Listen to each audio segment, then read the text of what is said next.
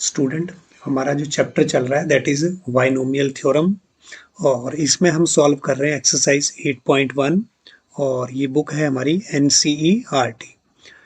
तो इस एक्सरसाइज के हमने क्वेश्चन पिछली जो क्लास में है सॉल्व किए थे, कहाँ तक, up to question number 12। Next हम क्वेश्चन ले रहे हैं क्वेश्चन नंबर 13 और ये हमारा जो 13 क्वेश्चन है इसमें क्या बोला जा रहा है, show that 9n+1 -8n - 9 is divisible by 64। बताना है आपने, प्रूव करना है कि ये जो नंबर है ये डिविजिबल है हमारा किससे, 64 से। 64 से whenever n is a positive integer और n हमारे पास क्या है यहाँ पर, ये जो आप n देख पा रहे हैं यहाँ, ये क्या है हमारे पास, पॉजिटिव इंटीजर। ठीक है, तो पॉजिटिव इंटीजर का मतलब क्या है, यहाँ पर ये नेचुरल नंबर है हमारे पास। ठीक है, n जो है that is a natural number. तो इसका सॉल्यूशन हम कैसे करेंगे, y यूजिंग बाइनोमियल थ्योरम। ठीक है, तो सॉल्यूशन हमारे पास ये बताना है कि this number is divisible by 64। ठीक है, वी हैव, जो आपका 9n+1, इसको आप क्या लिख सकते हैं, अगर हमने बाइनोमियल थ्योरम इसके ऊपर लगाना है तो इसको हम क्या लिख सकते हैं, 1 + 8 रेज टू पावर। हमें क्या करना पड़ेगा, इसको 9n+1 हमारे पास मोनोमियल है, इसको हमने कैसे लिख दिया, यहाँ से लिया हमने ये। ठीक है, वहीं से हमारे पास अब आगे फिर 8 भी आएगा, 9 भी आएगा, तो हमने यहाँ से ये वाला नंबर ले लिया, इसको हमने बाइनोमियल टर्म में लिख दिया। ठीक है, तो 9 को हमने क्या लिख दिया, 1 + 8। क्यों लिखा हमने इस तरह से, क्योंकि 8 भी मेरे को यहाँ पर चाहिए। ठीक है, तो अब यहाँ पर हम बाइनोमियल जो एक्सपेंशन यहाँ पर लगाएंगे तो क्या रहेगा हमारे पास, n+1 c और 0 से हम स्टार्ट करेंगे।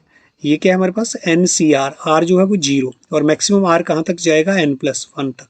ठीक है, तो फर्स्ट टर्म हमारे पास यहाँ पर क्या है, that is 1 raise to power n+1 और सेकेंड टर्म यहाँ पर क्या है, 8 रेज टू पावर 0। तो नेक्स्ट टर्म हमारे पास क्या बनेगी, 1 + n+1 c और 1 यहाँ। ठीक है, तो यहाँ पर जो हमारे पास ये बाइनोमियल जो हमारा ये एक्सप्रेशन है, इसमें फर्स्ट टर्म हमारी क्या है, 1, तो 1 की पावर जो है वो अब एक एक करके कम होती चली जाएगी। फर्स्ट टर्म की पावर जो है वो एक एक करके जो है वो कम होती चली जाएगी। क्या रह जाएगी, पहले n+1 थी, अब n, और जो सेकंड टर्म है उसकी पावर जो है वो हमारे पास बढ़ती चली जाएगी, पहले 0, अब ये क्या हो गई है, 1। तो अब यहाँ पर देख पा रहे हैं हमारे पास 8 जो है वो यहाँ इंक्लूड हो गया, 8 हमारे पास नंबर आ गया, हमें 8 भी चाहिए ना। हाँ, तो नेक्स्ट हमारे पास ये n+1 c2 और यहाँ 1 की पावर जो है वो क्या लिख सकते हैं हम, n-1, क्योंकि अब n+1 में से आपने 2 माइनस करना है। अगर प्रॉब्लम हो तो ऐसे लिख लें, n+1 - 2। यहाँ पर क्या आ जाना था आपका फिर, n+1 - 1। ठीक है, तो ये हमारे पास नेक्स्ट जो है 8 की पावर अब और बढ़ गई, पहले 1 थी, 2 होगी। तो नेक्स्ट यहाँ पर नेक्स्ट टर्म ऐसे करते करते हमने कहाँ तक जाना है, कहाँ तक जाना है, n+1 c, n+n तक जाना है ना। r हमारा मैक्सिमम कितना होगा, n+n। तो 1 रेज टू पावर हमारे पास क्या आ जाएगा, n+1, 1 की पावर हमारे पास n+1 और -n+1। ठीक है, और 8 की पावर हमारे पास यहाँ दैट इज n+1। तो ये हमारा एक्सपेंशन हो गया, ये जो बाइनोमियल है। तो n+1 c0, अब n+1 कितने सेलेक्ट करने हैं, 0, तो नंबर ऑफ वेज यहाँ 1। यहाँ पर आप NCR का फॉर्मूला भी लगा सकते हैं, 1 की पावर कुछ भी हो वो 1 ही रहता है, 8 की पावर 0 का मतलब भी क्या है आपके पास, 1। ठीक है, तो नेक्स्ट हमारे पास यहाँ पर अब क्या आया, ये n+1 हमारे पास ऑब्जेक्ट हैं, एक एक करके सिलेक्ट करना है, तो नंबर ऑफ वेज क्या रहेंगे, n+1 बेस। तो यहाँ पर भी आप NCR का फॉर्मूला लगाएंगे तो भी यही आएगा, into 1 raise to power n का मतलब क्या है, 1 और 8 हमारे पास आ गया, इसको हम ब्रैकेट में लिख रहे हैं। ठीक है, तो प्लस हमारे पास अगली टर्म जो है n+1 और यहाँ पर हमने दो दो ऑब्जेक्ट जो वो सिलेक्ट करने हैं, तो फॉर्मूला लगा लेते हैं n+1 फैक्टोरियल 2 फैक्टोरियल और n+1 माइनस 2 क्या हो जाएगा, n+1 माइनस 2 क्या आ जाएगा हमारे पास, n-1 फैक्टोरियल। 1 की पावर जो है वो क्या रह जाएगी यहाँ, 1 की पावर n-1, तो कुछ भी हुआ n की 1 की पावर वो 1 ही रहेगा, और 8 की पावर यहाँ पर हमारे पास क्या है 2, और ये कितना हो जाएगा हमारे पास 64। ठीक है, सो ऑन। अब n+1 और n+1, तो सारे ऑब्जेक्ट में से सारे सिलेक्ट करने, नंबर ऑफ वेज 1 हो जाएगा, और 1 raise to power n+1 minus n+1 क्या हो जाएगा 0, तो 1 की पावर 0 भी क्या रहेगा 1, और यहाँ पर 8 की पावर आपके पास क्या आ गई n+1। ठीक है, इसको आप एक बार और सिंप्लीफाई कर लो, 1 इंटू 1 इंटू 1 हमारे पास 1, और यहाँ पर 8 क्या हो गया 8n, मल्टीप्लाई कर दिया ना, 8 1 जा 8, और उससे मल्टीप्लाई यहाँ पर अंदर कर रहे हैं। ठीक है, 8 से यहाँ पर आपने 8n हो गया, और यहाँ पर क्या आ जाएगा आपके पास 8 आ जाएगा, तो ये हमारे पास क्या आ गया है 8। ठीक है, तो दिस इज ये प्लस और 8 हमारे पास। ठीक है, नेक्स्ट इसको हमने s+1 बड़ी टर्म है ना, इसको एक्सपेंड करना है n-1 तक, तो क्या हो गया n+1 और इनटू हमारे पास n, और नेक्स्ट टर्म हमारे पास क्या आ जाएगी n-1, तो ये फैक्टोरियल और 2 फैक्टोरियल का मतलब तो 2 ही, n-1 फैक्टोरियल, और इनटू यहाँ पर हमारे पास क्या रहेगा ये 64, और प्लस सो ऑन 8 की पावर हमारे पास क्या आ जाएगी n+1। तो यहाँ पर हमारे पास नेक्स्ट आगे क्या आएगा, दिस इज इक्वल टू 8+1, यहाँ पर ये आपने 8 ले लिया इधर से, ये 1 और 8 क्या हो गया हमारे पास, ये 9 और ये 8n, तो हमारे पास ये 8n प्लस 9, और यहाँ पर ये n factorial n-1 factorial n-1 factorial cancel हो जाएगा। यहाँ पर हमारे पास क्या रह गया n+1, और बाय यहाँ पर हमारे पास 2 इंटू यहाँ पर इंटू कितना रह रहा है यहाँ पर 64, कितना हमारे पास 64, प्लस हमारे पास नेक्स्ट जो टर्म है आप देखें, यहाँ पर हमने एक नेक्स्ट टर्म भी लिख सकते थे n+1 C3, तो या और यहाँ पर 8 की पावर हमारे पास क्या हो जाती, 8 की पावर 3 हो जाती, तो वहाँ पर भी मेरे को क्या मिल जाता 64 मिल जाता है ना। 64 जब अगली टर्म में क्या आएगा 8 की पावर 3, क्योंकि n+1 C3 में 8 की पावर 3, तो 64 वहाँ पर भी हमें मिलेगा। सो ये आपने ध्यान रखना है। प्लस यहाँ पर हम इसको क्या लिख सकते हैं, दिस इज नथिंग बट 8 हमारे पास 8n+1, और साथ में यहाँ पर हम क्या लिख सकते हैं 64, अगर हमने सपोज करो 8 की पावर यहाँ पर 2 लिख दी, 8 की पावर 2 लिख दी, तो यहाँ पर हमारे पास यहाँ तो हमने वही रखना ना 8 की पावर n+1, तो यहाँ क्या करना पड़ेगा इस पॉइंट पे, अगर मैं ऐसे इसको लिख दूँ, देखें आप n माइनस अगर मैं यहाँ पर 1 लिख दिया, अब क्या हो गया मेरे पास ये 8 बेस सेम है, पावरें जो है वो प्लस करते हैं, n-1 + 2 क्या हो जाएगा n+1, तो इसको हम ऐसा लिख सकते हैं। ठीक है, तो this is equal to, this simplify that, इधर हमारे पास क्या था 9n+1, अब मैंने 8n को भी इधर ले आया ये वाला ब्रैकेट से इधर, और इधर क्या हो गया मेरे पास 9 को भी हम इधर ले आए, और यहाँ पर हम 64 जो है वो कॉमन ले रहे हैं सभी में से, तो यहाँ पर मेरे पास क्या बच गया n+1 bye 2, n+1/2 so on, और यहाँ पर हमारे पास क्या रह गया है 8 की पावर n-1, यहाँ 8 रेज टू पावर 2 का मतलब क्या है 64, तो 64 आपका यहाँ से भी बाहर, सारी टर्मों में से मतलब 64 है। अगली टर्म में भी हमारे पास 8 की पावर क्यूब आनी थी, तो वहाँ पर तो 64 है ही है, वहाँ तो 64 से भी बड़ी टर्म 64 इंटू 8 आएगा यहाँ अगली टर्म में, तो वहाँ से भी हम 64 बाहर ले लें, मतलब सभी टर्मों में से। अब यहाँ जो बीच में भी सारी टर्म है, वहाँ भी आपके पास 64 हर एक टर्म में रहना है। तो अब आप यहाँ पर देखें कि ये जो मेरे पास 64 यहाँ पर आ रहा है, तो इसमें इस जो ये नंबर है वो 64 से हमारा डिवाइड है कि नहीं, डिवाइड हो जाएगा कि नहीं, बिल्कुल, क्योंकि यहाँ पर जो है वो क्या है हमारा 64 का मल्टीपल आ रहा है ना, यहाँ 64 का क्या आ रहा है हमारा मल्टीपल। अगर 64 का मल्टीपल आ रहा है इसमें, देयरफॉर ये वाली टर्म जो है लेफ्ट हैंड साइड जो है वो हमारी डिविजिबल है किससे, किससे 64 से। इसको आप चलो नंबर 1 दे दें। Now it is clear that right hand side, 1 की जो राइट हैंड साइड है ये हमारे पास राइट हैंड साइड इज किससे डिविजिबल हो रही है, divisible by 64। Right hand side जो है वो डिविजिबल हो रही है। अगर राइट हैंड साइड डिविजिबल हो रही है तो लेफ्ट और राइट तो इक्वल है, लेफ्ट और राइट तो क्या है, इक्वल है। This implies that, this implies that left hand side is also जो है वो, या left hand side, this implies that left hand side must be divisible, वो भी अगर ये डिविजिबल है तो ये नेचुरली इक्वल है, तो left hand side is must be divisible by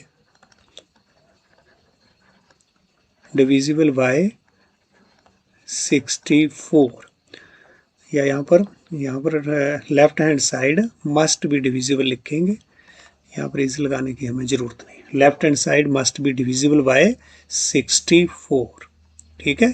तो अब लेफ्ट हैंड साइड हमारे पास क्या है, लेफ्ट हैंड साइड हमारे पास क्या है भाई, 9n + 1 - 8n - n must be divisible by 64। तो यही तो हमें प्रूव करना था, यही तो हमें प्रूव करना था ना, कि इस क्वेश्चन में शो करना है कि ये 9n + 1 - 8n - 9 must be divisible by 64 for all n जो है वो हमारे जो पॉजिटिव नंबर, ठीक है। तो यहाँ पर ये n जो है वो क्या हमारे पास पॉजिटिव नंबर है, n मतलब पॉजिटिव इंटीजर है हमारे पास, मीन्स नेचुरल नंबर है, ठीक है। मस्ट बी डिविजिबल बाय 64, तो हेंस प्रूव्ड। नेक्स्ट हम ले रहे हैं question number 40, prove that this one sigma, और कहाँ से ये r की value from 0 to n 3r, this is NCR, this is NCR equal to 4n, ये हमें प्रूव करना है। तो इसमें हम चाहे लेफ्ट हैंड साइड ले लें या फिर राइट हैंड साइड। अगर हम राइट हैंड साइड लेते हैं तो हमें लेफ्ट हैंड साइड प्रूव करनी है, और लेफ्ट हैंड साइड लेते हैं तो हमें राइट हैंड साइड शो करनी है, ठीक है। तो क्या कर रहे हैं हम यहाँ पर सॉल्यूशन, हमने यहाँ पर क्या ले लिया है इसका राइट हैंड साइड। तो राइट हैंड साइड हम ले रहे हैं, यहाँ पर क्या है मेरे पास राइट हैंड साइड 4n। यहाँ मेरे को प्रूफ जो करना है तो उसमें मेरे को 3 भी चाहिए, ठीक है। तो इसको हम ब्रेक कर रहे हैं, 4 को हम बाइनोमियल जो एक्सप्रेशन 1 + 3, ठीक है, n। अब इसके ऊपर हम क्या लगाएंगे, बाइनोमियल थ्योरम हम लगा देंगे, और क्या रहेगा NC0 और 1 हमारे पास n और 3 क्या रहेगा 0, प्लस NC1 1 हमारे पास क्या रहेगा, that is n - 1 3 plus NC2 1 n - 2 और 3 सो ऑन, ठीक है। लास्ट टर्म हमारे पास क्या रहेगी, लास्ट टर्म यहाँ पर क्या रहेगी, r जो है वो बोलता है कहाँ से जाना है, 0 से लेकर के n तक। r जो है वो क्या है 0 से लेकर के n तक। डेफिनेटली जब हमारे पास यहाँ पर NC ये हमारे पास r की वैल्यू तो है, तो ये कहाँ से कहाँ तक जाएगी, 0 से लेकर के n तक ही मूव होगी, ठीक है ना। मैक्सिमम अब हम यहाँ पर जो है वो r कितना ले सकेंगे, पहले तो हमने r 0 लिया, 1 2 3 कहाँ तक जाएगा, मैक्सिमम n तक की तो जाएगा बाइनोमियल जो थ्योरम है उसके अकॉर्डिंग भी। तो 1 क्या हो गया n - n और 3 हमारे पास क्या आ गया n, ठीक है। And this is equal to ये NC0 हमारे पास क्या आ जाएगा 1 जो है, या NCR भी यहाँ पर रखना है, ठीक है। तो यहाँ हमें इसको कैलकुलेट करने की जरूरत नहीं है, NC0 को ऐसे रहने दे, 1 n जो है वो 1 ही आ गया, 3 जो है 0, यहाँ पर आप लिख सकते हैं 1 × 1। और ये एन सी जो बाइनोमियल कोफिशिएंट है इसको रहने देना है आपने, इनको नहीं सॉल्व करना। आप देखें लेफ्ट हैंड साइड में नहीं सॉल्व किया, ऐसे रखा ना, इसको एज इट इज रहने दे। 1 raise to power N minus जो हमारे पास यहाँ पर 1 raise to power N minus 1, तो वो 1 नहीं आया, 1 की पावर कुछ भी हो 1 नहीं रहेगा। और यहाँ पर ये 3 प्लस हमारे पास यहाँ क्या है, this is N C two और 1 raise to power N minus 2 1 आ गया। 3 रेज टू पावर यहाँ पर आप 3 रेज टू पावर आर देख रहे हैं, तो 3 की पावर को भी आपने एज इट इज रहने देना। यहाँ पर भी चाहे इसकी पावर को भी, यहाँ पर भी 3 की पावर को 0 ही रहने दें, ठीक है। प्लस सो ऑन, एक तो देखो ना कोफिशिएंट को भी नहीं सॉल्व करना है और 3 रेज टू पावर को भी नहीं आपने सॉल्व करना है, रहने देना एज इट इज, ठीक है। N C n 1 raise to power यहाँ 0 का मतलब क्या होगा 1, एन माइनस एन जो 0, तो 1 की पावर जो है 0 तो भी 1, और यहाँ पर 3 रेज टू पावर एन। अब यहाँ पर क्या आ गया हमारे पास, ये क्या क्वांटिटी आपके पास बन रही है, ये हमारे पास 3 रेज टू पावर 0, और इसको क्या लिख सकते हैं हम, n C 0 plus 3 raise to power हमारे पास क्या है ये 1, और इसको हम क्या लिख सकते हैं 3 raise to power into n C 1 plus 3 raise to power 2 और n C 2 so on plus 3 raise to power n, और क्या आ गया हमारे पास यहाँ पर एन सी एन, ठीक है। हाँ, तो बहुत इजी, कोई प्रॉब्लम नहीं। अब हम यहाँ पर जो है सिग्मा या जिसको सुमेशन हम बोलते हैं वो लगा देंगे, और जैसे यहाँ पर हमें लेफ्ट हैंड साइड दे रखी है तो लगा दीजिए। आर जो है वो मैंने क्या ले लिया 0 to n, r equal to 0 to n, तो इनको सभी को हम इकट्ठा लिख रहे हैं। अब ये इतना बड़े एक्सप्रेशन को हम शॉर्ट में कैसे लिख सकते हैं, आर मेरा कहाँ से मूव कर रहा है आप देखो, आर जो भी 0 1 2 कहाँ तक जा रहा है n तक, बिल्कुल आर जो भी 0 टू n, और सारे जो है वो प्लस हो रहे हैं, सारी टर्म में क्या हो रही हैं प्लस, तो हम यहाँ पर जनरल टर्म लिख देंगे। अब 3 की पावर भी कहाँ से कहाँ मूव कर रही है 0 1 2 n, तो कहाँ तक जा रहा है ये r 3 raise to power r हमने ले लिया 0 टू n, तो 3 की पावर जो वो 0 टू n तो मूव कर रही है, 0 टू n तो मूव कर रही है, तो हम यहाँ पर r ऑलरेडी ले रखा है हमने 0 टू n, तो 3 रेज टू पावर क्या आ गया r, और यहाँ पर ये भी क्या है 0 1 2 n, सेम यहाँ पर भी हमारे पास क्या आ रहा है, ये r की ही तो वैल्यू आ रही है 0 1 2, तो सिर्फ ये देखो, सिर्फ ये वैल्यू हमारी बदल रही है, ये 3 रेज टू पावर और यहाँ पर हर जगह 3 रेज टू पावर वही चेंज आ रही है ना, यहाँ पर भी ये आर की वैल्यू ही में ही चेंज आ रहा है, यहाँ पर भी आर की वैल्यू में चेंज, तो 3 रेज टू पावर आर, और यहाँ पर क्या आ गया हमारे पास एन सी आर, ऐसे लिख सकते हैं ना इसको, क्योंकि आर भी हमारे पास क्या आ रहा है 0, यहाँ पर भी हमने आर पुट कर दिया। क्लियर हो रहा है कि नहीं, हाँ। तो ये हमारे पास क्या आ गया, this is our left hand side, this is our left hand side. यही तो हमने प्रूव करना था कि हमारी जो लेफ्ट हैंड साइड है वो किसके इक्वल है, राइट हैंड साइड, ठीक है। तो एक बार हमने फिर यहाँ से लिख देंगे, हेंस हमारे पास ये जो लेफ्ट हैंड साइड क्या थी हमारे पास, ये वाला एक्सप्रेशन जो है वो किसके इक्वल आ गया, किसके इक्वल आ गया, this is sigma r equal to 0 to n 3 raise to power r n c r equal to what 1 plus 3 raise to power n आया ना, ये राइट हैंड साइड, और क्या था हमारे पास ये 4n, क्या था हमारे पास ये 4n, तो इसको हम लिख सकते हैं this is nothing but it is 4 raise to power n, तो हेंस प्रूव्ड। कोई प्रॉब्लम नहीं, सिंपल हमारे पास ये क्वेश्चन है, अगर हमें बाइनोमियल थ्योरम अच्छे से आता है तो आप इसको आसानी से कर सकते हैं। नेक्स्ट, अब हमारी एक्सरसाइज जो है वो कंप्लीट हो गई है, और इसमें अब हम नेक्स्ट ले रहे हैं, that is a general term in binomial,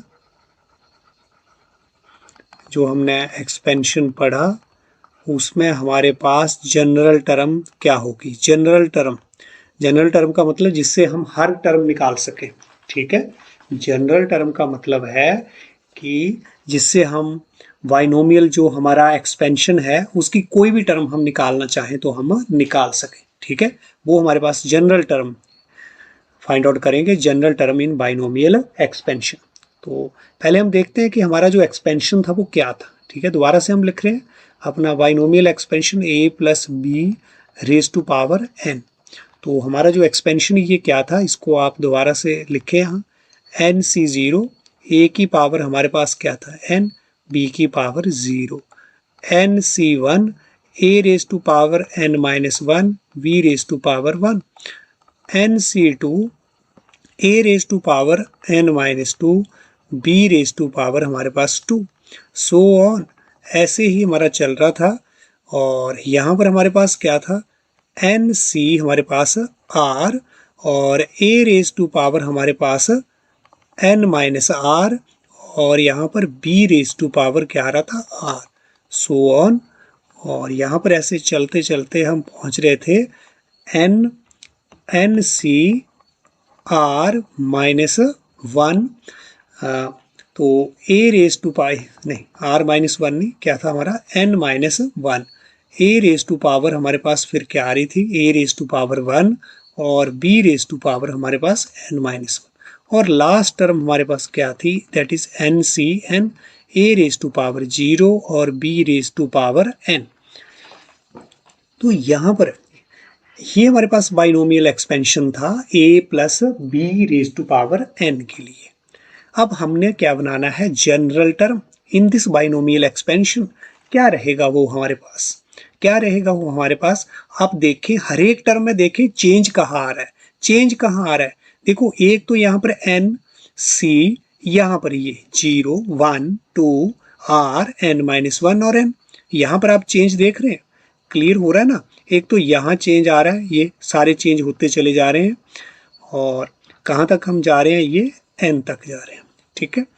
और कहाँ चेंज आ रहा है, आप देख रहे हैं यहाँ पर क्या है, यहाँ पर हमारे पास क्या है n माइनस 1 n माइनस 2, और यहाँ पर ये a की पावर में भी आपके पास जो है वो चेंज आ रहा है, चेंज आ रहा है। क्या है पहले n माइनस 1 n माइनस 2, तो हो क्या रहा है, n को मैं क्या लिख सकता हूँ, और आप देखें n को हम क्या लिख सकते हैं, वही हम यहाँ पर लिखेंगे। तो इसको हम क्या लिख सकते हैं, दिस इज n माइनस 0 भी लिख सकते हैं। जैसे यहाँ पर n माइनस 1 ना, n माइनस 2, तो यहाँ पर इसको n माइनस 0 भी लिख सकते हैं। n माइनस 0 का मतलब क्या है, n माइनस 0 का मतलब क्या है, n ही तो है, ठीक है। तो इसको ऐसे भी लिख सकते हैं। अब हम देखें एक तो यहाँ चेंज आ रहा है, एक तो यहाँ पर हमारे पास और कहाँ चेंज आ रहा है, n माइनस, ये तो n n ही हर जगह। यहाँ पर आप देखें तो यहाँ पर भी n n n n n, और यहाँ पर हमारे पास ये, यहाँ पर भी बेसिकली क्या है, इसको भी हम वैसे लिखें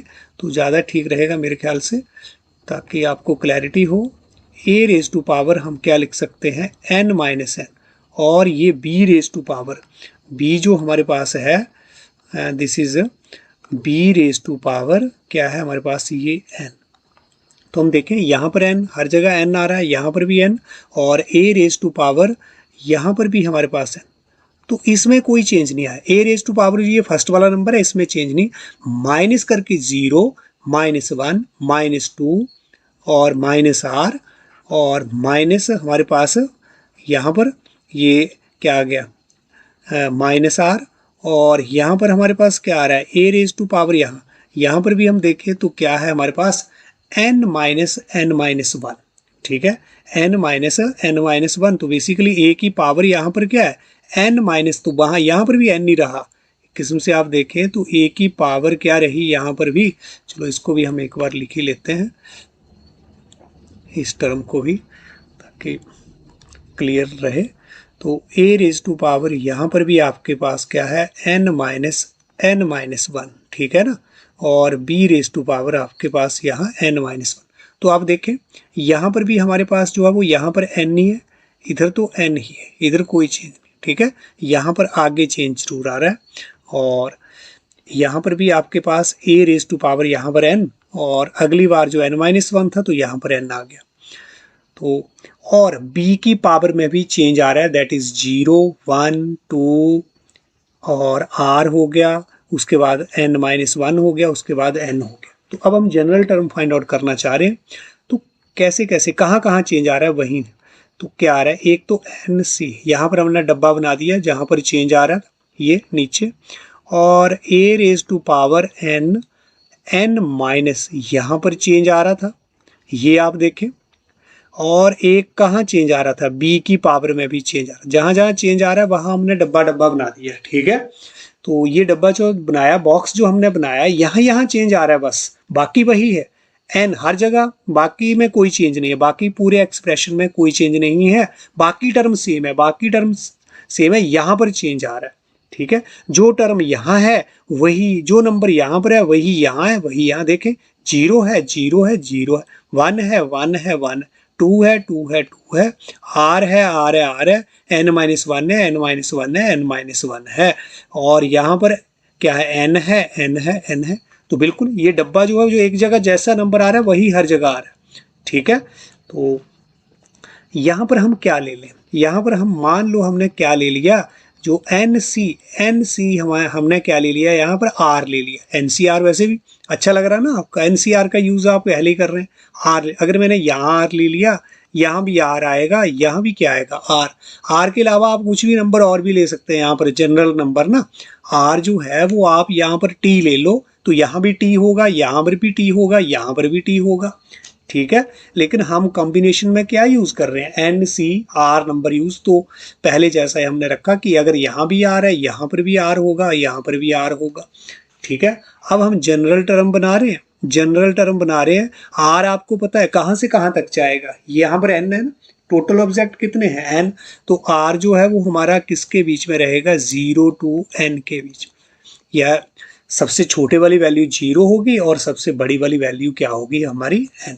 तो यहाँ पर मैं इसको टर्म की फॉर्म में लिख रहा हूँ, मैंने इसको लिख दिया TR। क्या TR लिखना इसको सही रहेगा क्या, जब मैं यहाँ पर R जो है वो पहले 0 भरूंगा तो T0 क्या होता है, T0 का मतलब जीरो टर्म, जीरो टर्म तो सेंसलेस बात हो गई, ठीक है। या तो मेरी टर्म फर्स्ट होगी, सेकंड होगी, थर्ड होगी, लेकिन R जब 0 भरेंगे तब तो यहाँ पर क्या आ गया, 0 0। क्या किसी बच्चे का रोल नंबर 0 से शुरू होता है, नहीं, कहाँ से शुरू होता है, 1 से शुरू होता है। कहाँ से होता है, 1 से। तो यहाँ पर भी हमारी जो टर्म है, जब मैं काउंट करने लगूंगा तो ये first term, second term, third. तो अब फर्स्ट टर्म को हम कैसे लिखें, क्या 0 तो नहीं है यहाँ पर, यहाँ तो क्या आना चाहिए मेरा, T1 आना चाहिए, तभी मेरी पहली टर्म होगी ना वो। T0 तो कोई टर्म नहीं है, तो मैंने यहाँ पर क्या लिख दिया, TR प्लस अगर मैं 1 लिख दूं तो मेरे पास क्या हो जाएगा, जब मेरे पास 0 रहेगा, जब R 0 रहेगा ना, तो मेरे पास क्या आएगी, वो पहली टर्म। और देख रहे हैं R 0 है तो पहली टर्म, ठीक है। जब मैं R 0 भरूंगा तो फर्स्ट टर्म आ जाएगी, और बिल्कुल ये टर्म मेरे को मिलेगी। जब R 0 भरा, यहाँ 0 यहाँ 0 यहाँ 0। जब मैंने R जो है वो 1 भरा तो कौन सी टर्म आएगी, सेकंड आएगी ना, T1 + 1।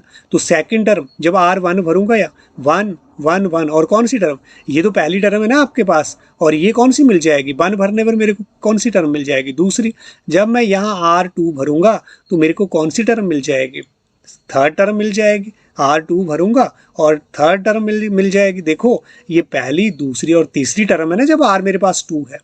R जब 2 है तो मेरे पास कितना है, कौन सी टर्म है, जब R2 है तो थर्ड टर्म। तो बिल्कुल आप देखें यहाँ पर R2 भर रहा हूँ तो ये मेरे को थर्ड टर्म मिल रही है, ठीक है। ये सेकंड टर्म नहीं, आप बोलेंगे कि R2 भर दिया सेकंड टर्म, नहीं। आप देखो यहाँ बाइनोमियल जो आपका एक्सपेंशन है, फर्स्ट, सेकंड और थर्ड है जब हम R2 भर रहे हैं। तो बिल्कुल यहाँ पर मुझे T2 + 1 कितना हो जाएगा, T3। T3 का मतलब थर्ड टर्म, लेकिन R2 रहेगा उसमें। सिमिलरली जब मैंने R यहाँ पर भरा तब तो मेरे पास कौन सी है, ये जब मैंने R भरा तो कौन सी टर्म है भाई, एक प्लस करके टर्म आएगी। जब यहाँ पर R1 भर रहे हैं तो दूसरी टर्म आ रही है, जब 0 भर रहे हैं तो एक नंबर ज़्यादा है, मानना है आपने। जब 0 भरेंगे R तो पहली टर्म, जब यहाँ पर 1 भरेंगे तो दूसरी टर्म, जब आप R2 भरेंगे तो तीसरी टर्म, जब यहाँ पर आप R भर रहे हैं तो कौन सी टर्म होगी, वो R + 1। ये कौन सी टर्म आएगी, R + 1। और यहाँ पर ये वाली जब मैं n-1 भरूंगा तो कौन सी टर्म आएगी, एक और प्लस कर लेना इसमें, तो वो कौन सी, n टर्म आएगी, कौन सी, nth टर्म। और जब मैं n भरूंगा, यहाँ n भर दिया ना, तो क्या आएगा, यहाँ n और यहाँ n, ठीक है। तो ये मेरी कौन सी टर्म आएगी? ये तो लास्ट टर्म आएगी। लास्ट टर्म कौन सी है? nth टर्म नहीं है। कितनी टर्म है टोटल? n+1। इस एक्सपेंशन में आपको बताया कि कितनी टर्में रहेंगी हमारी, जितनी पावर है आपके बाइनोमियल जो हमारा एक्सप्रेशन है उसकी जितनी पावर है उसमें एक प्लस करेंगे उतनी टर्में होंगी। तो लास्ट टर्म कौन सी है? n+1। और यहाँ पर भी आप जब n भरेंगे तो क्या आएगा? n+1। कौन सी टर्म? n+1 मिलेगी मेरे को। तो ये हमारे पास जो है, तो सारी वैल्यू हमने देखा, अप्लाई करके देख रहे हैं, और बिल्कुल ये जो हमारा एक्सप्रेशन है वो बिल्कुल स्टीक बैठ रहा है। इससे आप जो मर्जी टर्म जो है वो निकाल सकते हैं, जो टर्म आप चाहें वो निकाल सकते हैं। अगर मैं यहाँ पर 5 भरूं तो मेरे पास 6th टर्म आ जाएगी, ठीक है। अगर मैं यहाँ 100 भरूं तो मेरे पास आर में 100 भरूं तो मेरे पास कौन सी टर्म आएगी? 101th टर्म आएगी। अगर मैंने 150 यहाँ आर भर दिया तो मेरे पास कौन सी टर्म आएगी? 151th टर्म आएगी, ठीक है। तो अब तो आपको क्लियर हो गया होगा। तो यही है हमारे पास general term in binomial expression. This ये हमारे पास जो TR+1 हेयर, या हम लिख सकते हैं दिस, ये हमारे पास this expression is called general term in the या बाइनोमियल एक्सप्रेशन।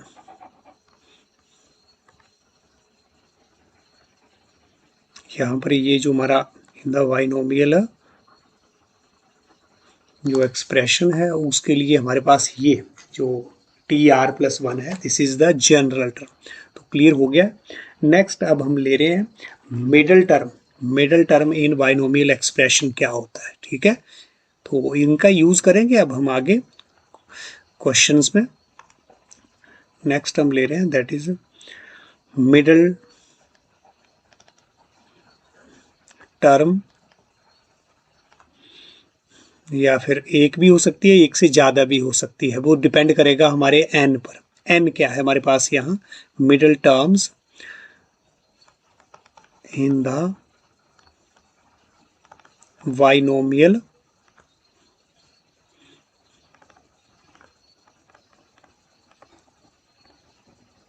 एक्सपेंशन। यहाँ पर भी आप इसको ठीक करें, एक्सपेंशन लिखेंगे यहाँ आप, बाइनोमियल एक्सपेंशन।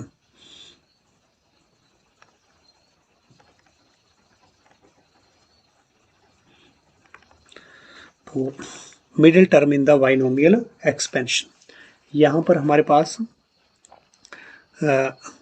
पास ये इसके हम बाइनोमियल एक्सपेंशन की बात कर रहे हैं। तो जब हमारे पास n जो है, दो कंडीशनें रहेंगी। जब n हमारे पास इवन रहेगा तो मिडिल टर्म क्या होंगी, और जब कौन सी टर्म हमारे पास जो है वो मिडिल रहेंगी? जब n इवन है। और जब n ऑड है तो हमारे पास फिर मिडिल टर्म कौन सी रहेंगी, ये हम देखेंगे। तो दो केस यहाँ पर बनेंगे, केस 1 और case 2। Case 1 when n is even, जब n आपके पास जो है वो इवन है। जब इवन है आपके पास n, तो जब n इवन है तो हमारे पास फिर यहाँ पर नंबर ऑफ टर्म जो आएंगी वो क्या होंगी? हर एक बार जब n तो हमारे पास चलो इवन है, कोई बात नहीं, तो लेकिन हमारे पास नंबर ऑफ टर्म कितनी रहेंगी? यहाँ पर n+1 ही रहेंगी ना। तो number of term in the expansion जो है वो क्या रहेंगी? Here number of terms in the binomial expansion will be, कितनी होंगी? n+1। चाहे n ऑड हो इवन हो, लेकिन नंबर ऑफ तो हमारे पास जो बाइनोमियल एक्सपेंशन की टर्म्स आएंगी वो क्या रहेंगी? वो n+1 नहीं रहेंगी। क्या रहेंगी? n+1। लेकिन जब n हमारे पास इवन है, n जो है वो इवन है, तो n+1 जो है वो क्या आएगा? ऑड। तो here n is even, n जो है वो हमारे पास क्या है? इवन। तो दिस इम्प्लाइज दैट, यहाँ से क्या इम्प्लाइज होगा कि n+1 जो है वो क्या होगा, n+1 जो होगा वो क्या होगा, वो तो ऑड हो जाएगा ना। n+1 हमारे पास नंबर ऑफ टर्म अब क्या हो जाएंगी, उस एक्सपेंशन में जो नंबर ऑफ टर्म जो है वो क्या रहेंगी, फिर ऑड रहेंगी। जब n इवन है, जब n इवन है तो उस एक्सप्रेशन में उस बाइनोमियल का जब हम एक्सपेंशन करेंगे, अगर ये n इवन हो गया तो इससे एक बढ़ के टर्म आएगी, n+1 टर्म आएंगी। तो n तो अगर हमारे पास इवन है तो नंबर ऑफ टर्म हमारे पास क्या आएंगी, ऑड आएंगी। ठीक है, ऑड आएंगे। जैसे आप एक छोटी सी एग्जांपल देखें, सपोज करो मैंने क्या ले लिया, a+b⁻³ क्या ले लिया, 3। और आप इसका देखते हैं ना, इसका जो हम एक्सपेंशन करते हैं तो हमारे पास टर्म्स कितनी रहती हैं, कितनी रहती हैं, a³ हो गया प्लस 3ab² हो गया प्लस 3a² हो गया, और हमारे पास लास्ट जो टर्म यहाँ पर दैट इज वो क्या रहती है, b³। ठीक है ना, तो ये हमारे पास टर्म्स रहती हैं कितनी, अब पावर 3 है तो टर्म्स कितनी रहती है हमारे पास, कितनी रहेंगी, 4 रहेंगी ना। लेकिन अगर हमारे पास यहाँ पर इवन नंबर, अब ऑड की बात तो हम बाद में करेंगे, यहाँ पर हमारे पास क्या है, ऑड है यहाँ भी, चलो हम ऑड ले रहे हैं अपना, ये नंबर जो है वो इवन ले रहे हैं, ले लिया हमने बिल्कुल। हम इजी नंबर यहाँ पर 2 ले रहे हैं, क्या हो जाता है, a² plus 2ab plus b²। कितनी नंबर ऑफ टर्म आ रही है, 3 आ रही है ना। जब n इवन है तो हमारे पास नंबर ऑफ टर्म जो है वो कितनी आ रही है, 3 आ रही है। कितनी आ रही है, 3। 3 हमारे पास क्या है, ऑड नंबर, 3 क्या है हमारे पास, ऑड नंबर। तो टर्म जो है वो 3, पावर इवन, लेकिन नंबर ऑफ टर्म क्या आएंगी, फिर ऑड आएंगी। तो मिडिल टर्म कौन सी रहेगी, मिडिल टर्म आप देख रहे हैं, यही हमारे पास मिडिल टर्म है, यही 2ab यहाँ पर हमारे पास क्या है, मिडिल टर्म। तो क्या फॉर्मूला हमारे पास बनेगा, जब n जो है वो इवन होगा तो हमारे पास मिडिल टर्म के लिए क्या फॉर्मूला होना चाहिए, ठीक है, वो हम देख रहे हैं। तो देयरफॉर यहाँ पर द मिडिल टर्म, एक ही मिडिल टर्म, और जब n इवन है तो कितनी मिडिल टर्म आ रही है, एक आ रही है ना। यहाँ पर आप देख रहे हैं जब ऑड नंबर ऑफ टर्म होगी तो हमारे पास मिडिल टर्म एक ही होगी। सपोज करो हमारे पास कितनी टर्में हैं, 9 टर्म है, मान लो 1 2 3 4 5 6 7 8 9, यहाँ पर तो हमारे पास ये 3 टर्म्स ही ना। सपोज करो हमारे पास कितनी टर्म्स है, 9 टर्म है। जब ऑड नंबर ऑफ टर्म है तो मिडिल टर्म कौन सी है, ये है हमारे पास। इधर से भी आप देखें तो ये 5वें नंबर पर है, इधर से देखेंगे तो भी ये कितने नंबर पर, 5वें नंबर पर। दोनों साइड से इक्वल डिस्टेंस पर चाहिए तभी वो मिडिल मानी जाएगी। तो यहाँ पर इधर से गिनेंगे तो भी ये 5वें नंबर पर, इधर से गिनेंगे तो ये भी हमारी 5। तो 5th टर्म जो है वो हमारी क्या है, फिर मिडिल टर्म। तो जब हमारे पास नंबर ऑफ टर्म जो है वो क्या रहेंगी, ऑड, जैसे यहाँ पर भी है, यहाँ पर भी हम बोल रहे हैं कि 9 टर्म है किसी एक्सपेंशन में। तो जब नंबर ऑफ टर्म हमारे पास ऑड है तो मिडिल टर्म हमारे पास कितनी रहने वाली है, ये आप पक्के से देख लें, वो कितनी टर्म्स रहेंगी, दैट इज 1, दैट इज 1। तो इसका मतलब जब n हमारे पास इवन होगा, जब n इवन होगा, यहाँ पर a+b की पावर जो n है ना, जब ये n इवन हुआ तो हमारे पास मिडिल टर्म कितनी रहेंगी, 1, ओनली 1। ठीक है, और वो मिडिल टर्म कौन सी होगी, द मिडिल टर्म यहाँ पर मिडिल टर्म क्या रहेगी, यहाँ पर इज n प्लस,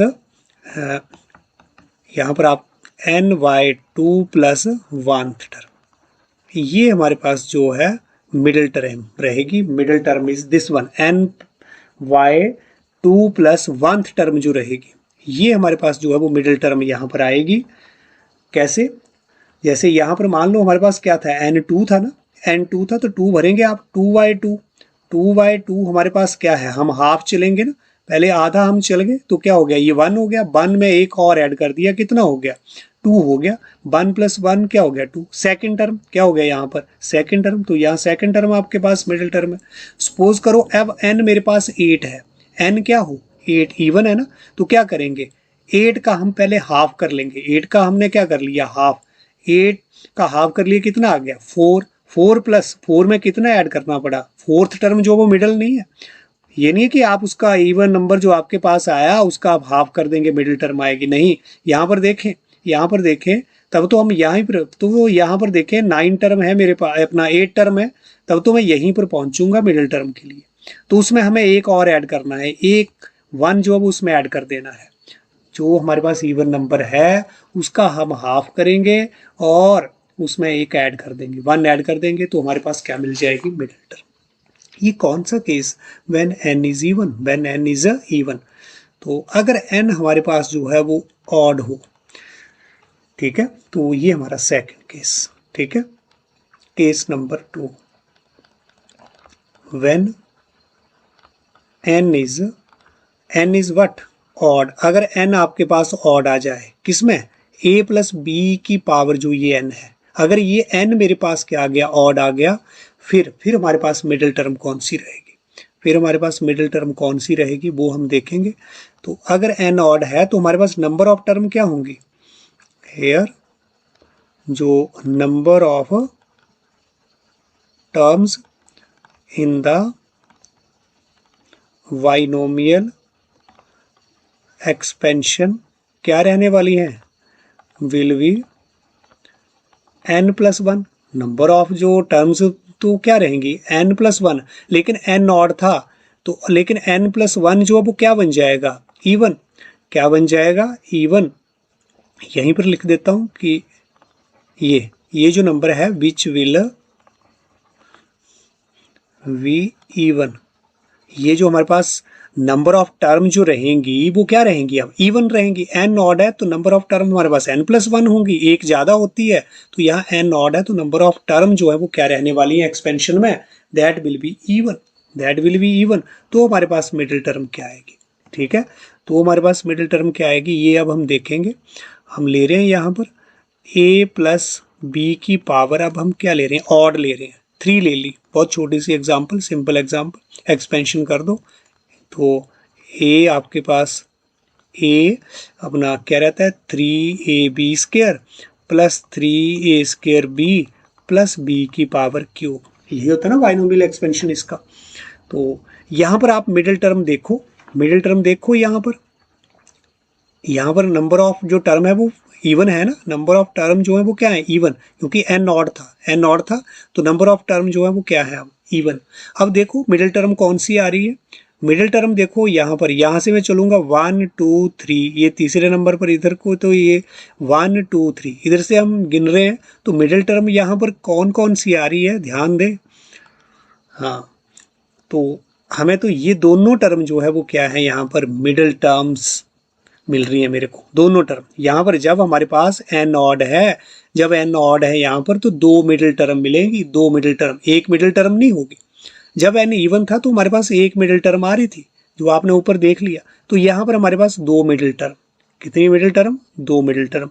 अब इसके लिए क्या फॉर्मूला होगा हमारे पास, 2 मिडिल टर्म हम कैसे फाइंड आउट करें, यहाँ पर वो हम देखते हैं। तो देयरफॉर यहाँ द मिडिल टर्म्स, यहाँ पर एक नहीं है, मिडिल टर्म विल बी, कौन कौन सी टर्म होगी मिडिल टर्म, वो मेरे पास जो है वो n कितना था, 3, यहाँ पर जैसे ऑड था तो क्या रहेगा n+1, क्या करेंगे आप, n+1y। जब n आपके पास ऑड है, जब n ऑड है तो मिडिल टर्म हमारे पास क्या रहने वाली है, n+1y2। जो हमारे पास n कितना था, यहाँ पर देखो आप 3 था ना, 3 में हमने एक ऐड कर दिया, क्या आ गया 4, तो 4y2, 4 का हाफ कर दो तो कौन सी टर्म, ये सेकंड टर्म यहाँ मिडिल है ना। तो इसको भी हम एग्जाम्पल को भी देख रहे हैं साथ में। तो एक तो ये मिडिल टर्म मेरे पास रहेगी, n+1/2 टर्म, एक ये middle term will be this, ये वाली टर्म, एंड 2 टर्म में मिडिल है जब n हमारा ऑड है ना। दूसरी टर्म हमारे पास कौन सी रहेगी, इससे अगली, तो इससे अगली टर्म हम कैसे निकालेंगे, इससे नेक्स्ट टर्म हम कैसे निकालेंगे, कुछ नहीं है, ये जो हमने टर्म है इसमें हमने एक प्लस कर देना है और वो हमें नेक्स्ट टर्म मिल जाएगी, तो ये वाली टर्म। तो मिडिल टर्म्स जो है वो कौन कौन सी होंगी, जब n ऑड है, जब n ऑड है तो ये वाली n+1/2 term and n+1/2 plus 1, इससे अगली टर्म है ना, इसमें एक और ऐड कर दिया ना तो अगली टर्म, जैसे ये मेरे पास है, मैंने 2 भरा, यहाँ मेरे पास क्या था, सॉरी 3 था ना, n3 था, तो 3 प्लस 1 क्या आ गया 4, 4/2 जो है वो क्या मिल गया मेरे को, सेकंड टर्म मिल गई। और यहाँ पर आप ये मेरे को क्या मिल रहा है, ये 2 मिल रहा है, 2 प्लस 1 क्या हो गया थर्ड, तो यहाँ पर ये मेरे पास क्या आ गई थर्ड टर्म। तो 2 टर्म में हमारे पास क्या है, मिडल टर्म। ठीक है, तो अब आप यहाँ पर अच्छे से ये पता लगा लें कि जब हमारे पास n इवन है, जब n इवन है तो हमारे पास मिडिल टर्म कितनी रहेंगी, only one middle term, only one middle term. और ऐसे ऐसे आप मिडिल टर्म यहाँ फाइंड आउट कर लेंगे। ठीक है, ये हमारे पास फॉर्मूला रहेगा मिडिल टर्म फाइंड आउट करने, जब n इवन है। जब n ऑड है, जब n ऑड है माइंड में फिक्स कर लें, तो हमारे पास 2 मिडिल टर्म, एक ये ऐसे और इससे अगले वाली टर्म हम ऐसे निकालेंगे, तो हमारे पास 2 मिडिल टर्म रहेंगी। ठीक है, तो ये था हमारा आज के लिए जो ये हमने बेसिक कराया अभी, एक तो जनरल टर्म और एक मिडिल टर्म। ठीक है, तो अब हम इससे रिलेटेड कुछ क्वेश्चंस भी करेंगे ताकि ये हमें क्लैरिटी भी हो कि कैसे हम कोई जनरल टर्म फाइंड आउट करते हैं, कैसे हम मिडिल टर्म फाइंड आउट करते हैं। और एक और हमारे पास यहाँ पर रहेगा कि हम कॉफिशिएंट कैसे फाइंड आउट करते हैं किसी भी टर्म का। अगर मेरे को क्या करना है, कॉफिशिएंट फाइंड आउट करना है, कॉफिशिएंट फाइंड आउट करना है, तो वो हम कैसे करेंगे। ठीक है, वो हम देखते हैं।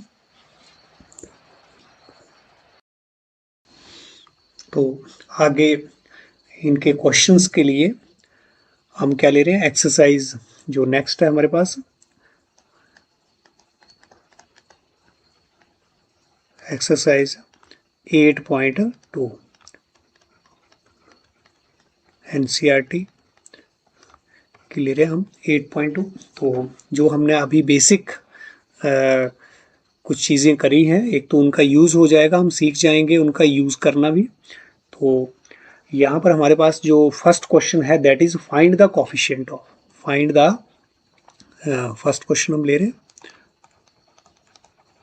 Find the coefficient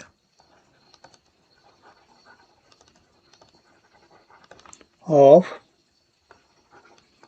x raised to power 5 in x plus 5 x plus 3 x plus 3 raised to power 8। ये हमारे पास जो है वो एक्सप्रेशन जो गिवन है x plus 3 raised to power 8, बोलता है इसमें x5 का कॉफिशिएंट क्या रहेगा। तो यहाँ पर एक तो तरीका है, मैं x plus 3 raised to power 8 को क्या करूं, x3 raised to power 8 को हम क्या करें, एक्सपेंड करें, क्या करें, एक्सपेंड करें बाइनोमियल एक्सपेंशन लगा करके।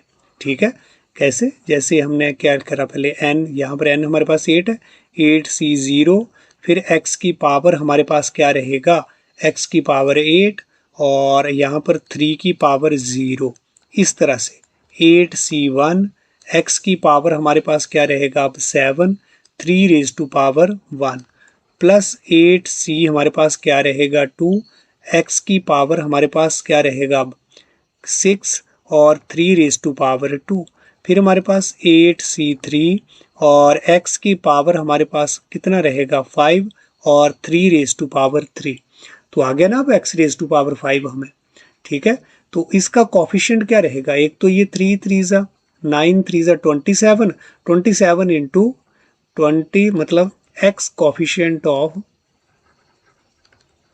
यहाँ पर therefore coefficient of x raise to power 5 is equal to क्या आ जाएगा वो 8c3 into 3 raise to power 3।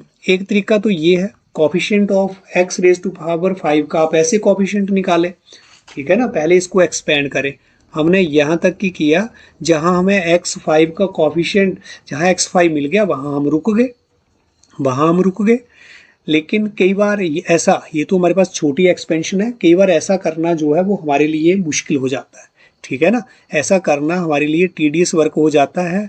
तो फिर हम कैसे किसी टर्म का कॉफिशिएंट कैसे फाइंड आउट करते हैं, है ना, मतलब जैसे हमें यहाँ पर x रेज टू पावर 5 का एक तरीका तो ये है, लेकिन ये करना ज़्यादा सही आपके लिए नहीं रहेगा जब यहाँ पर हमारे पास बड़ी पावर में क्वेश्चन आ जाए। तो एक बिल्कुल आसान तरीका वो कहाँ से, जो जनरल टर्म अभी आपने है ना जनरल टर्म फाइंड आउट किया ना, तो उसका यूज़ करके भी हम कर सकते हैं। एक तो हमारे पास ये आ गया, इसको आप कैलकुलेट कर सकते हैं 8 फैक्टोरियल अपॉन 3 फैक्टोरियल और 5 फैक्टोरियल इंटू 3 3 ज़ा 9 3 ज़ा 27 हमारे पास है ना। तो यहाँ पर हमारे पास ये this is equal to 8 into 7 into 6 into 5 factorial, और यहाँ पर हमारे पास 3 का फैक्टोरियल 6 और 5 फैक्टोरियल को तो एज इट इज़ रहने दिया, दिस इज 27। 5 फैक्टोरियल से 5 फैक्टोरियल कैंसिल, 6 से हमारा 6 कैंसिल, और 8 7 जा 56 इंटू 27, इसको मल्टीप्लाई करके मुझे क्या मिल गया, coefficient of x raise to power 5। लेकिन और हम दूसरा तरीका भी यहाँ पर सीखेंगे जो कि बहुत इम्पॉर्टेंट है, और उसी से आपको क्वेश्चन जो है वो करने चाहिए ज़्यादा। तो दूसरा मेथड हमारे पास coefficient of x raise to power 5। तो अब हमने क्या करना है, यहाँ पर ध्यान से देखें, x रेज टू पावर जो 5 है ये हमारी किस टर्म में आ रहा है, ये हमने लेट कर लेना है। ठीक है, क्या है लेट, यहाँ पर सपोज कर रहे हैं हम let x raise to power जो 5 है ये हमारा किस टर्म में आ रहा है, हमें नहीं ना पता। यहाँ पर देख लिया first second third fourth term में आ गया, ये फोर्थ टर्म में आया आप देखें है ना। लेकिन अब हम फोर्थ टर्म ऐसे नहीं, ऐसे एक्सपेंड करके नहीं निकालेंगे, डायरेक्टली निकाल लेंगे कि x5 जो वो कौन सी टर्म में आ रहा है। ये हमारा ऑब्जेक्टिव है। लेट x रेज टू 5 जो है वो किस में आ रहा है, अक्कर्स किस टर्म में आ रहा है, occurs in the r plus 1th term, इस टर्म में मान लिया है ना, r plus 1th term of the expansion. किसको हम एक्सपेंड करें, किसको हम एक्सपेंड करें, जो हमें दिया है ना ये x plus 3 raise to power 8, इसको अगर हम एक्सपेंड करें तो वो कौन सी टर्म में x रेज टू 5 आता है, वो हमने r प्लस 1th टर्म मान ली। कौन सी टर्म मान ली, r प्लस 1th टर्म। ठीक है, तो देखें आप, तो r प्लस 1th टर्म हमारे पास क्या होती है, दैट इज r प्लस 1। नौ ये हमारे पास r प्लस 1th टर्म हमने पीछे किया है कि क्या हमारे पास ये रहेगी term, that is r plus 1th term कौन सी रहेगी, NCR, और यहाँ पर हमारे पास a रेज टू पावर क्या रहता है, n minus r, b raise to power r, यही है ना जनरल टर्म। तो यहाँ पर हमें टर्म निकालनी है, कौन सी टर्म में आ रहा है ये x रेज टू पावर 5। तो n हमारे पास यहाँ पर कितना है, n यहाँ पर 8 है, 8 का यूज़ कर दो, 8CR, और a भी यूज़ कर दो। a हमारे पास क्या आ गया, a की जगह क्या है यहाँ x raise to power 8 minus r, और b हमारे पास क्या है यहाँ 3 रेज टू पावर भी क्या हो गया यहाँ पर r। ये हमारे पास कौन सी टर्म आ गई, r प्लस 1th टर्म। अब यहाँ पर हमने देखना है कि x5 मेरे को कहाँ पर मिलने वाला है। ठीक है, तो मुझे x रेज टू पावर 5 जो वो किस टर्म में आ रहा है, यह आप यहाँ से देखेंगे, आप यहाँ से देखेंगे, यहाँ x की पावर आप यहाँ से देख लें सीधे, x रेज टू पावर कितना आ रहा है 8 माइनस r। मुझे तो क्या चाहिए, मुझे 5 चाहिए, x रेज टू पावर क्या चाहिए मेरे को 5 चाहिए। तो क्या करेंगे आप, this implies that 8 minus r, यहाँ पर क्या चाहिए मेरे को 5 चाहिए, क्या चाहिए भाई 5। तो बस 8 माइनस आर, एक्स की पावर 8 माइनस आर, इसके इक्वल कर दो आप, इसके इक्वल कर दो, तो मेरे पास r जो है वो क्या आ गया 5 minus 8। This implies that minus 8 r equal to minus 3, this implies that r equal to 3। तो क्या आ रहा है मेरे पास, r इक्वल टू, आप देख रहे हैं क्या आ रहा है, अब 3 आ रहा है मेरे पास, 3 आ रहा है ना यहाँ पर, बिल्कुल आप देख रहे हैं r मेरे पास 3 आ गया।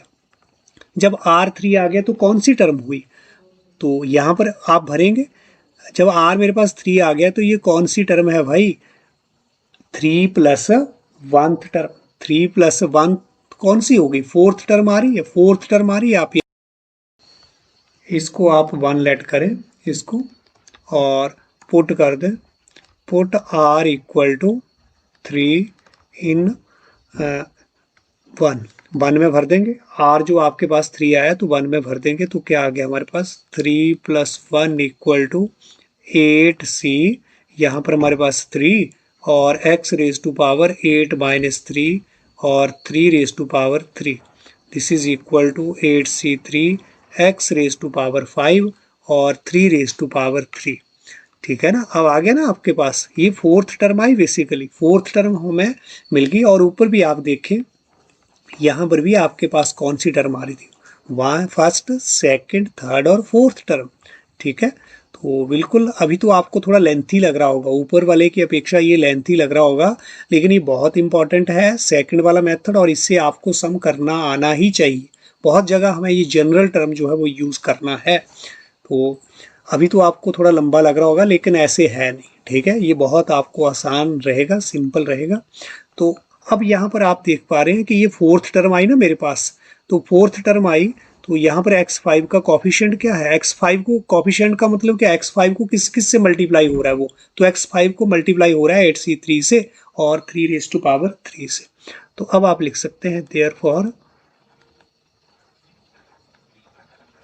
coefficient of x raised to power 5 is equal to 8c3 into यहाँ पर 3 रेज टू पावर 3। और ये हमने जैसे ऊपर कैलकुलेट किया तो हमारे पास क्या आ रहा था, ये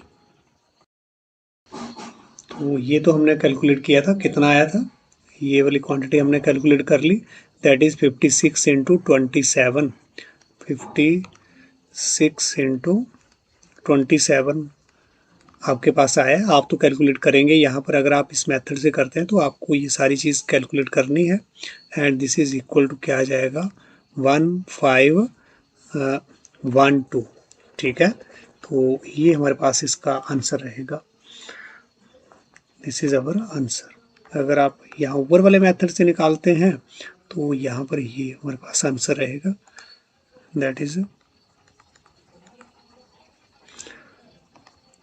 लेकिन आपको मैं जो सेकंड वाले मेथड की बात कर रहा हूँ ये बहुत इंपॉर्टेंट है, क्योंकि अब क्या होगा, आपको सीधे टर्में निकालनी होंगी। ठीक है ना, टर्म्स निकालनी है। बीच में क्वेश्चन अब ऐसे भी रहेंगे कि आपको ये एक्सपेंशन दे दिया और यहाँ पर बोला कि सेवन्थ टर्म आप निकालो, सेवन्थ टर्म निकालो, तो पूरा आप एक्सपेंशन नहीं करने लगेंगे वहाँ पर। ठीक है, पूरा एक्सपेंशन बाइनोमियल एक्सपेंशन से पूरा नहीं करेंगे, आप सीधे ही सेवन्थ टर्म जो है वो यहाँ से लिख देंगे, यहाँ से लिख देंगे इसका यूज़ करके। तो ये बहुत फिर हमारे लिए सिंपल रहेगा, इसलिए इसका यूज़ करना जो है वो आपके लिए इम्पॉर्टेंट है। तो बाकी मैंने आपको कंपैरिजन यहाँ और इसमें करके बता दिया है कि जैसे यहाँ पर फोर्थ टर्म हमारे पास आ रही है, सिमिलर इस ये मेथड से भी हमारे पास कौन सी टर्म आ रही है, ये ये t3+1 का मतलब क्या, t फोर्थ टर्म ही हमारे पास आई है, राइट। तो अब हम नेक्स्ट ले रहे हैं, इसका ही सेकंड क्वेश्चन ले रहे हैं अभी, और हम अब सेकंड मेथड से ही उसको सॉल्व करेंगे। ठीक है, हाँ, तो क्वेश्चन नंबर सेकंड, यहाँ पर हमें क्या करना है, फाइंड द कोफिशिएंट ऑफ किसका, a raise to power 5, b raise to power 7 in a minus 2b raise to power 12। देखो, तो अब मुझे ये a minus b raise to power 12 है, इसको एक्सपेंड करना पड़ेगा, फिर जो इसके कॉफिशिएंट आएंगे वो हमारा आंसर होगा। ठीक है, लेकिन हम एक्सपेंड नहीं करेंगे, अब क्या करेंगे हम, जैसे हमने अभी क्वेश्चन किया पिछले वाला वैसे हम करेंगे। सॉल्यूशन इसका, लेट वो कौन सी टर्म आपने, लेट a5v7, ये जो आपके पास है ये किस में आ रहा है, ये हमने मान लिया किस में आ रहा है, ये अक्कर्स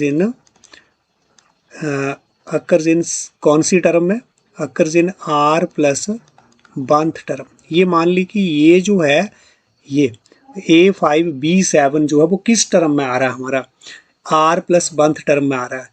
कब, जब हम एक्सपेंड कर रहे हैं, किसको एक्सपेंड कर रहे हैं, ऑफ द एक्सपेंशन, किसको हम एक्सपेंशन कर रहे हैं, किसको एक्सपेंड रहे हैं, ये टर्म को तो एक्सपेंड करना है, तभी तो हमने देखना है कि ये ए रेज टू पावर 5 और बी 7 कब आया, ठीक है ना।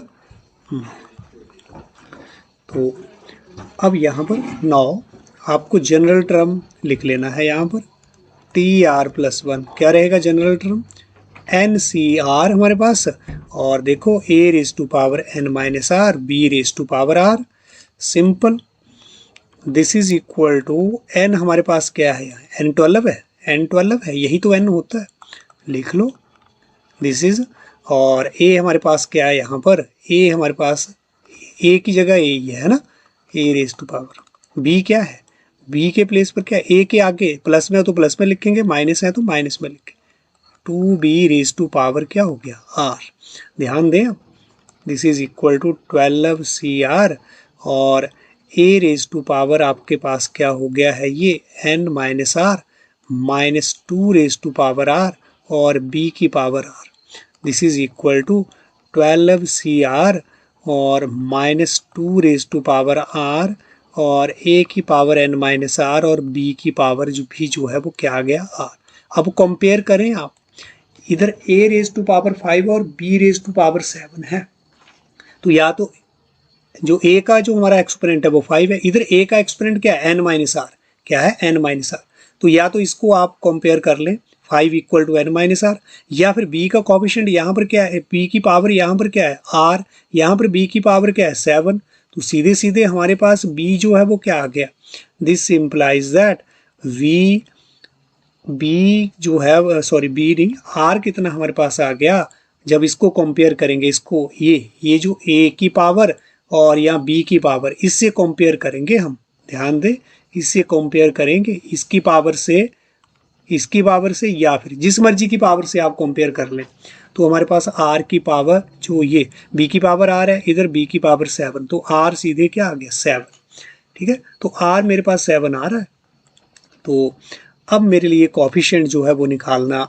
सीधा आसान है। अब मुझे टर्म निकालने की भी जरूरत नहीं, पीछे तो हमने क्या टर्म भी निकाल लिया ब्रो, कौन सा टर्म था, फोर्थ था, यहाँ हमें टर्म नहीं अब निकालना है, वो तो मैंने आपको इसलिए निकलवा के दिखाया कि टर्म हमारे पास कौन सा आया, ये फोर्थ टर्म हम इसलिए निकाल रहे थे ताकि हम इससे कंपेयर कर सकें कि ये वाकई ये हमारे पास ये फोर्थ टर्म था, ठीक है। यहाँ हमें टर्म नहीं पूछा है तो हमें टर्म निकालने की भी जरूरत नहीं है, ठीक है ना।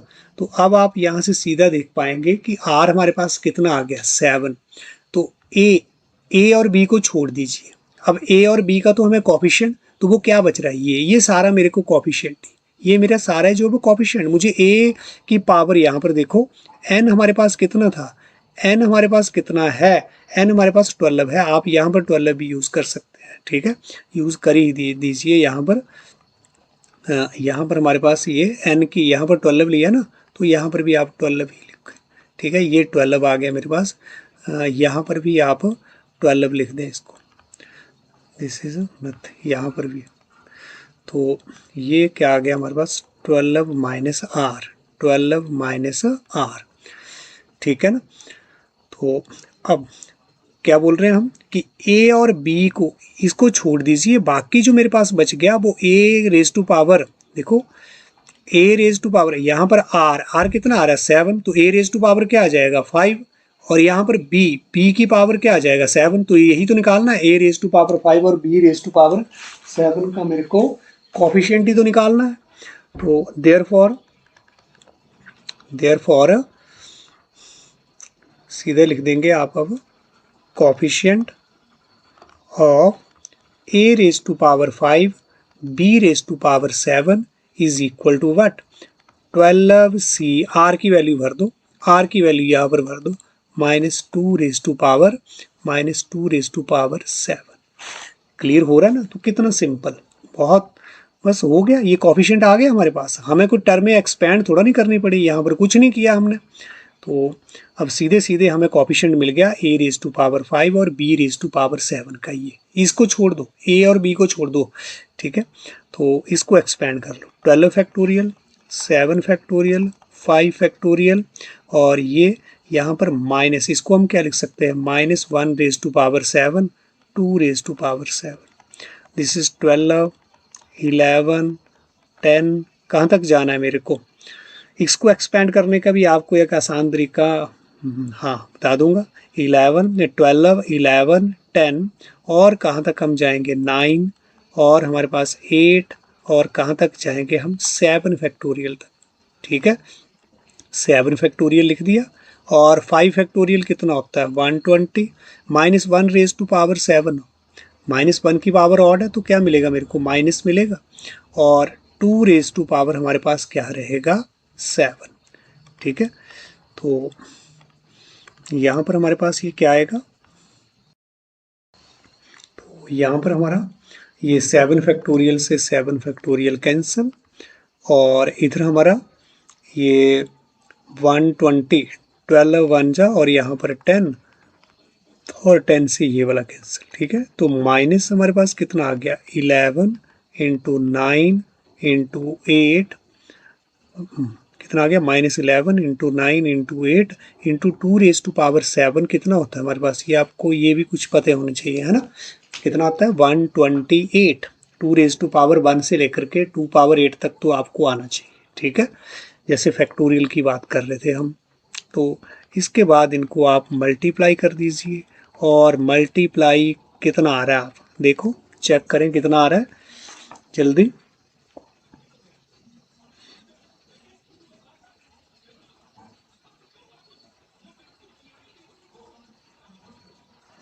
कर लिया आपने मल्टीप्लाई, हाँ कितना आ रहा है माइनस, माइनस के साथ क्या साइन रहेगा, हाँ माइनस के साथ क्या वैल्यू हमारी रहेगी,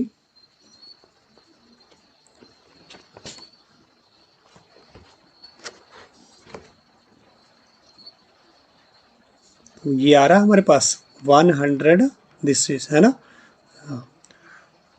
और 370 यहाँ पर 6 ये वाली वैल्यू आ रही है ना इसको मल्टीप्लाई करके। यस कितना 1,01,376 और माइनस का sign and this is our answer right. ठीक है, तो देखो ये हमारे लिए सिंपल है, यहाँ पर कोई प्रॉब्लम नहीं आपको रहेगी इस क्वेश्चन को करने में। अगर आप एक्सपेंशन से करेंगे तो फिर ज़्यादा टाइम भी आपका लग सकता है। ठीक है, तो next question number third question आपके पास क्या है, यहाँ पर जनरल टर्म आपको फाइंड आउट करनी है। फाइंड द जनरल टर्म, किसकी जनरल टर्म हमें फाइंड आउट करनी है in the expansion of, in the expansion of किसको अगर हम एक्सपेंड करें एक्स हमारे पास square minus Y raise to power 6, अगर इसको हम एक्सपेंड करते हैं तो हमारे पास जनरल टर्म क्या रहने वाली है, बहुत सिंपल। तो जनरल टर्म पहले आप लिख लो, वी नो, क्या आप जानते हैं जनरल टर्म का जो फॉर्मूला है बस वही, this is N C R A raise to power N minus R और B raise to power R. तो यहाँ पर n जो है वो आपके पास क्या है here n is equal to what 6 और a क्या है आपके पास एक्स स्क्वायर और b यहाँ पर क्या है -y, ध्यान रखें b क्या है हमारे पास -y। बस अब क्या है देयरफॉर जनरल टर्म हमारे पास क्या रहेगी TR+1, n के प्लेस पर आप n भर दो, r के जगह तो r ही रहना है जनरल टर्म में, यहाँ पर r की वैल्यू नहीं हमें फाइंड आउट करनी है। ठीक है ना, 6CR जनरल टर्म है, यहाँ पर a के प्लेस पर a की वैल्यू भर दो, क्या है एक्स स्क्वायर की वैल्यू क्या हो जाएगी दिस इज n की जगह ये दिस इज है ना, और b हमारे पास क्या है -y, v के प्लेस पर b की वैल्यू, r क्या है हमारे पास r तो पता ही नहीं है हमें है ना, एज इट इज रहेगा कोई प्रॉब्लम नहीं, and this is equal to what 6CR। यहाँ पर इसको क्या लिख सकते हैं, ये एक्सपोनेंट का एक्सपोनेंट है मल्टीप्लाई हो जाएगा तो कितना हो गया 12 माइनस 2R और -y raise to power r। बस आ गया हमारे पास 6CR, इसको ऐसे भी लिख सकते हैं x 12 माइनस 2R और यहाँ -1 की पावर जो है वो r और क्या हो जाएगा हमारे पास y की पावर r। तो ये आ गया हमारे पास, this is the general term. ठीक है, अगर हमने माइनस वाले साइन को बाहर लाना है तो बाहर हम जरूर लिख सकते हैं, लेकिन रहेगा आर के इसमें, है ना। इसको हम ऐसे भी लिख सकते हैं -1 raise to power r 6 CR, x की पावर हमारे पास 12 -2R और बाई की पावर हमारे पास आर, और यही हमारे पास आंसर। तो this is the general term, this is the general term. तो सिंपल है जनरल टर्म, तो फाइंड आउट करने में कोई दिक्कत नहीं है। क्लास, तो आज की क्लास में हमने जो भी है ना आज स्टडी किया